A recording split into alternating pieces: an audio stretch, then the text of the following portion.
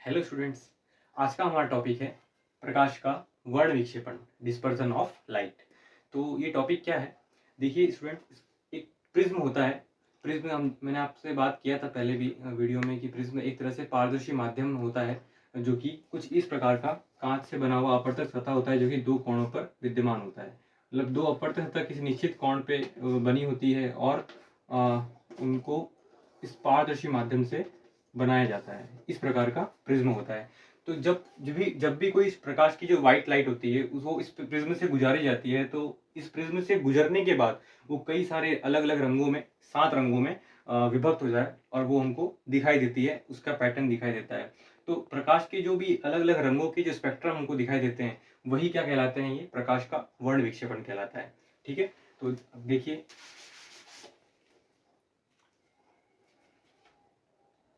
जब कोई श्वेत प्रकाश किरण किसी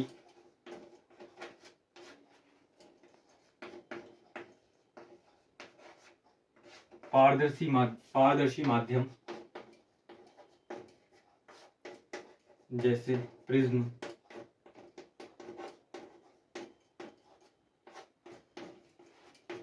से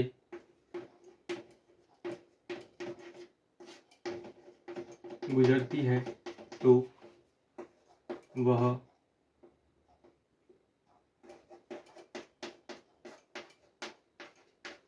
7 रंगों में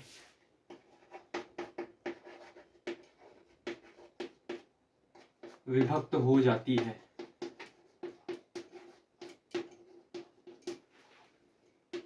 प्रकाश की यह घटना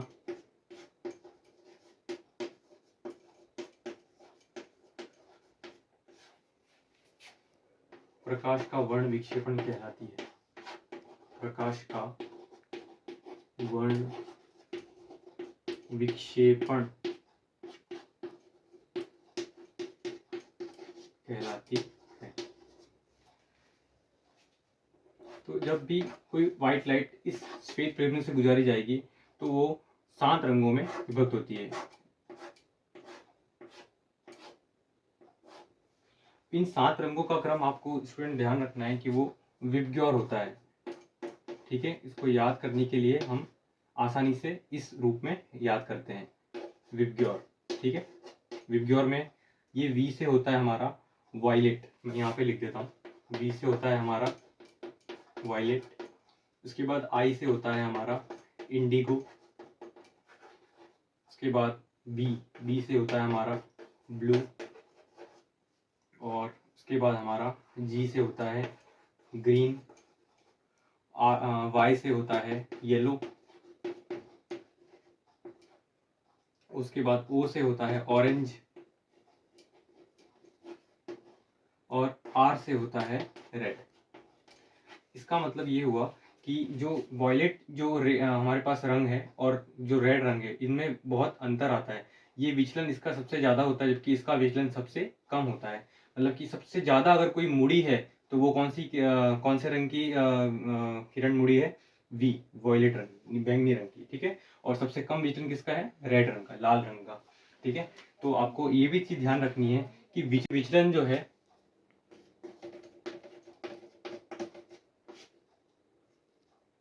वो तरंग दैर्ध्य की व्युत्क्रमानुपाती होती है। ठीक है, रेसिप्रोकल होती है।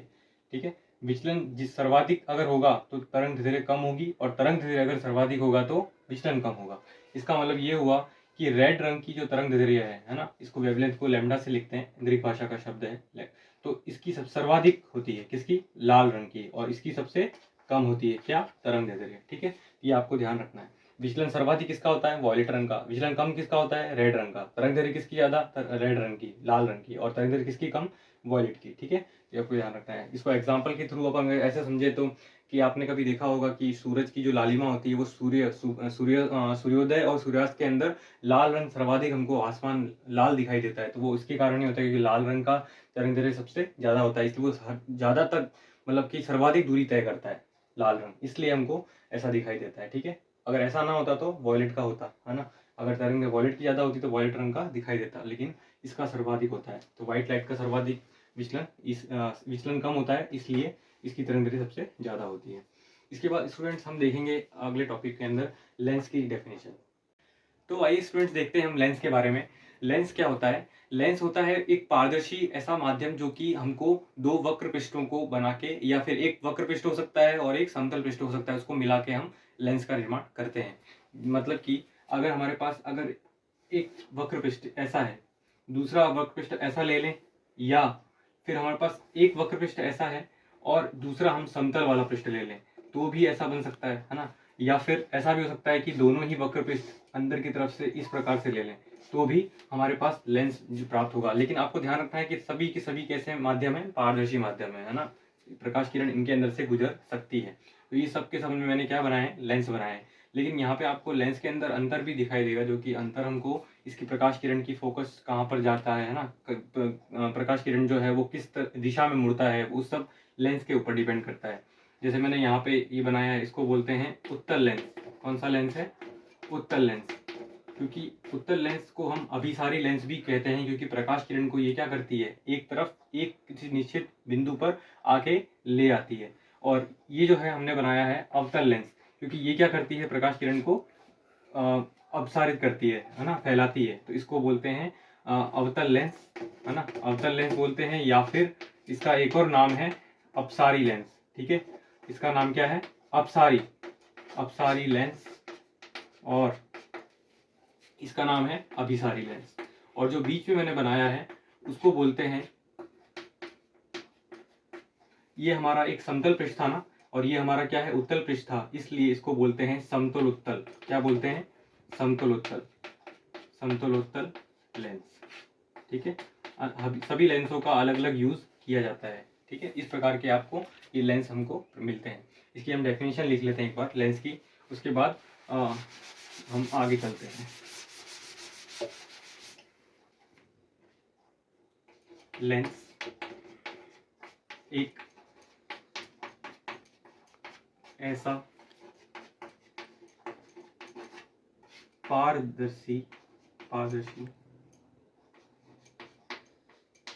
समांगी माध्यम होता है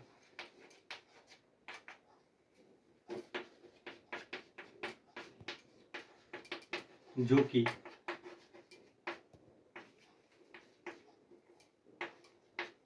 दो वक्र पृष्ठों या एक वक्र पृष्ठ और दूसरे समतल पृष्ठ को मिलाकर बनाया जाता है।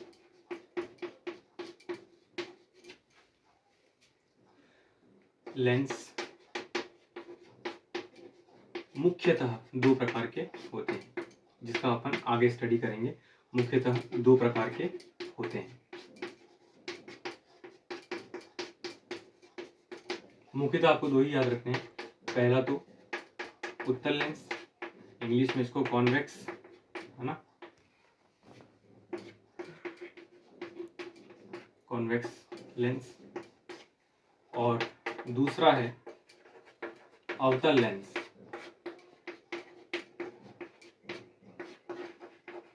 जिसको इंग्लिश में कहते हैं कॉनकेव लेंस।